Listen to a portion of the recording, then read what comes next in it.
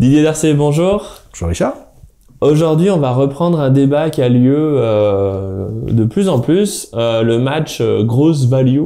Ah oui. Est-ce qu'il vaut mieux avoir des actions value ou des actions de croissance? Donc, tu vas nous expliquer la différence entre grosse et value. Ouais. Et on va aussi expliquer pourquoi ce débat a lieu et selon notre point de vue, effectivement, lequel il vaut mieux avoir en ce moment, si tant est que vous voulez avoir des actions en ce moment. Voilà, est-ce qu'il faut, en gros, la question que tu poses, c'est est-ce qu'il faut avoir des actions qui sont très sensibles au cycle économique? Donc, quand le cycle économique repart fort, il part très fort. Et puis, quand il chute fort. Ça, c'est les growth, donc c'est croissance. Hein. Ou est-ce qu'il faut avoir des titres qui sont moins sensibles? Bon, par exemple, je sais pas, la grande consommation.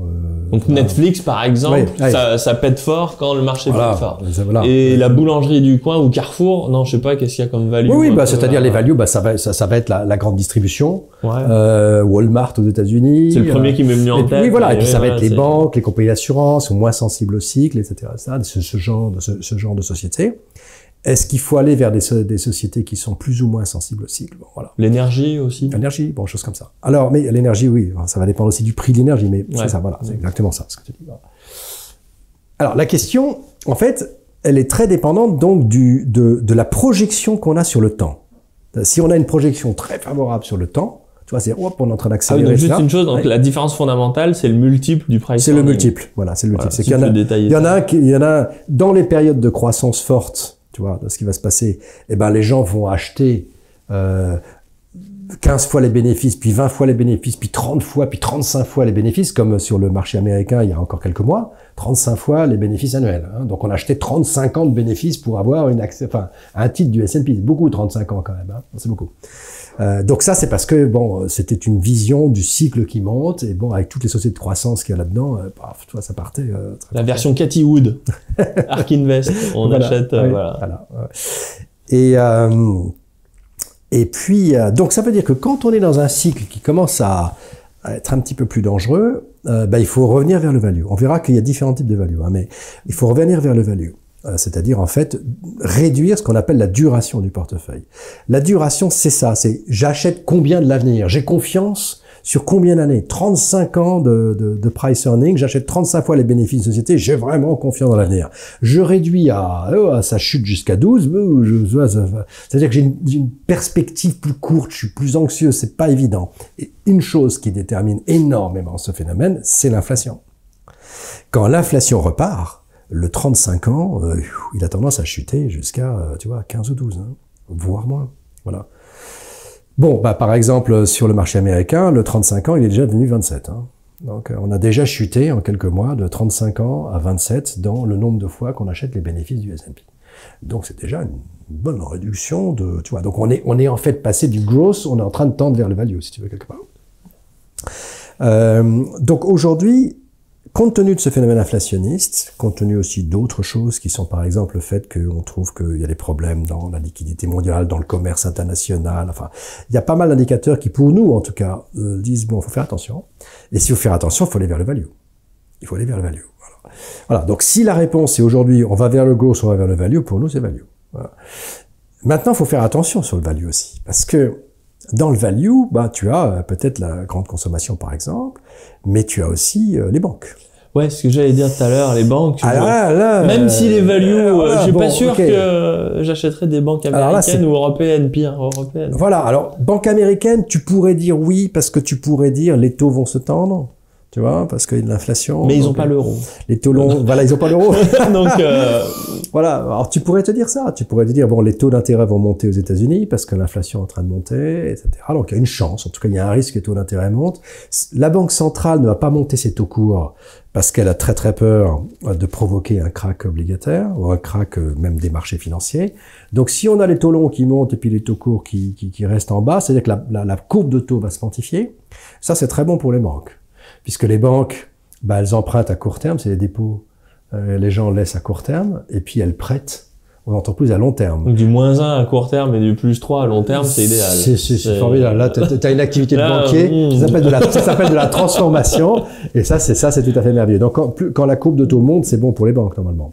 Alors, c'est bon pour les banques, si les banques sont saines. Ouais, si les boîtes font pas faillite. Si les boîtes font pas faillite, si elles sont saines. Si elles ont pas trop de produits dérivés à la con, voilà, si. Exactement. Le système bancaire européen, il est quand même très mal en point. Donc, il est sous-capitalisé, il a perdu beaucoup, et il est maintenu à bout de bras par la Banque centrale. Puisque c'est la Banque centrale qui donne des accès privilégiés de financement aux banques, à -1%, pour leur permettre de survivre. Parce que si on leur donnait un accès à 0, ce serait terminé. Ça serait au tapis. Donc ça veut dire que ce système, et d'ailleurs on voit en fait là, à quel point ce système bancaire s'est effondré depuis 10 ans, dans sa valeur, dans sa valorisation. Donc il y a toujours des grosses banques avec des gros bilans, etc., qui prêtent, etc., mais leur valeur ne cesse de fondre. Surtout en Europe. Oui, en Europe, c'est ce que je dis, en Europe. En Europe, c'est ça. Alors en Europe, euro. Hein. On a l'Eurostoxx Bank bien sûr. qui a plongé de 80% ou 90% depuis 2008. Exactement. Donc aller jouer de la value sur ces titres-là, c'est très dangereux parce que, enfin c'est très dangereux ou c'est pas dangereux, mais je pense pas que ce soit forcément une bonne idée parce que ces titres sont devenus maintenant quasiment des sociétés nationalisées. En tout cas, elles ne le sont pas juridiquement, mais dans leur fonctionnement, elles le sont. Non, moi je pense plutôt à des titres comme Coca-Cola, comme McDonald's, comme voilà en fait les titres à la Buffett. Ah bien sûr. En dehors du secteur financier parce qu'il y a pas mal dans l'assurance et la banque, mais Warren Buffett, il adore les titres de value parce que lui sa façon de voir c'est de dire bon le Coca-Cola c'est très bien, de toute façon que ça vaille bien ou pas dans l'économie on voudra toujours un Coca-Cola donc c'est pas très sensible au cycle économique, il a tout à fait raison. Et puis ensuite, c'est quelque chose qui peut être, vous pouvez étendre ça partout dans le monde. Si ça marche bien aux États-Unis, ils appellent ça scalable. Ouais. Donc vous pouvez le vendre partout, de la même façon, partout, etc. Donc en fait, les profits vont cesser de monter. Donc je regarde, ils le fabriquent, c'est pas cher, ils ont eux-mêmes un peu de sucre, le sucre ça va, etc. Bon voilà. La flotte et du sucre, ça se trouvera. Ça se trouvera. Et finalement un peu d'aluminium pour mettre tout ça autour, ça s'exporte par des bateaux. Il dit, le business model est merveilleux. Bon. Il dit c'est merveilleux, ça va cesser de croître. Donc je peux avoir une vue sur mes cash flows absolument parfaite sur sur les 20-30 prochaines années. Et en plus, ma seule chance, c'est que ça s'étende. C'est ce qui se dit. Et donc, à ce moment-là, il rentre dedans. Donc, c'est du value pour lui. En fait, et alors, qu'est-ce qui se passe? Quand les marchés montent, tant mieux, Coca-Cola monte. Et puis, quand il y a un crack, Coca-Cola craque. Mais lui, il continue à vendre du Coca-Cola. Donc, à la limite, dès que ça craque, il en rachète un peu plus. Et donc, en fait, il fait un argent fou. C'est Charles qui disait, je crois que c'était Warren Buffett, on a parlé tout à l'heure, c'est très drôle. Warren Buffett qui disait, c'est marrant, parce que les actions, c'est le seul produit que tout le monde vend quand le prix baisse. Personne n'en veut quand Personne n'en veut quand ça baisse. Alors que tous les autres produits, dès que ça baisse, les gens en veulent plus. Ah bah oui, des melons à 10 centimes, ils vont partir. Ils vont partir. Donc quand on veut faire acheter quelque chose, on baisse les prix. Sur les actions, non. Il faut surtout pas faire baisser le prix, sinon plus personne n'en veut. Ce qui est très très drôle, parce que c'est exactement vrai. Et c'est très profond, comme remarque. C'est très très très malin. Et donc lui, le seul qui a une réaction normale, c'est le prix à baisser. Si c'est bon, je l'achète. Et donc il fait du value. Et d'ailleurs, les seuls trucs que Warren Buffett quelque part rate, enfin pas tous parce qu'il était, mais qui rate quelquefois, c'est les grosses, parce qu'il a du mal. Donc on verra pas, c'est du mal avec cette chose. Ce qu'il aime bien, c'est les perspectives longues, value, etc. Après, il a du Apple plein les poches. Voilà, il a du Apple, mais il a du Apple, donc il a bien, mis le temps. Il a mis le temps et puis il est resté dans Apple, mais il est dans Apple, mais il n'est pas dans les autres. Hein. Donc tu vois, il a un petit peu de mal avec le growth, il a un peu de mal. Mais c'est normal, c'est pas son business model, mais comme c'est un type qui a merveilleusement réussi dans ce domaine-là. Oui, par ailleurs, il n'a pas besoin non plus de changer ce qu'il sait très très bien faire. Bien sûr. Mais ça m'étonnerait, par exemple, qu'on le voit arriver dans les cryptos. Enfin, je sais pas, ça me surprendrait beaucoup. Après. Oui, voilà. Peut-être ça, mais tout de suite, c'est vraiment du gros à mort. En réalité, le fond du problème, c'est de définir votre stratégie. Dans la lettre du mois de novembre, Didier nous explique comment gérer 3 attitudes très différentes. Celle du rentier qui recherche les revenus sur le long terme sans se préoccuper du court terme, celle du spéculateur qui ne vise que les gains en capital de court terme, et enfin la position du modéré qui cherche à gérer son portefeuille en évitant les grosses chutes de valorisation de son patrimoine financier.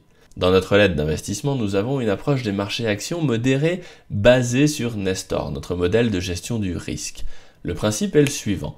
Sur la longue route, Nestor gagne surtout en évitant de prendre des cracks. Par exemple, depuis 2000, contre un portefeuille monde équipondéré, sa performance est plus grande, sa volatilité est plus basse et sa perte maximale est également bien plus basse.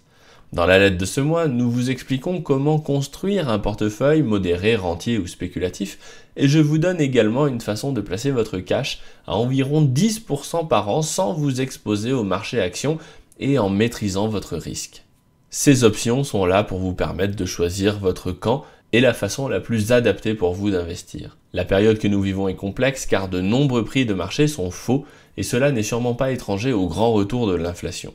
C'est pour cela que nous vous aidons à mettre en place une stratégie de gestion de votre portefeuille financier qui vous permette d'être pleinement conscient des risques que vous prenez. Pour vous abonner à la lettre, cliquez sur la fiche qui apparaît en haut à droite de l'écran ou via les liens en description. Et donc en fait ce qu'on dit sur le match grosse value, c'est que déjà on a fait une vidéo sur l'inflation en disant en fait de l'inflation on n'en sait rien et on s'en fiche. Par contre aujourd'hui, si jamais l'inflation continue sur sa lancée, elle va continuer à s'attaquer au PE.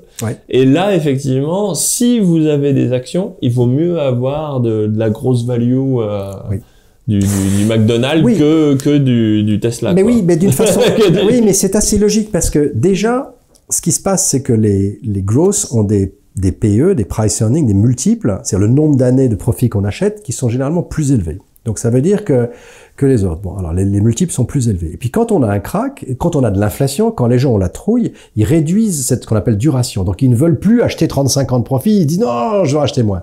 Évidemment, celui qui a 35 ans, il peut passer à 15.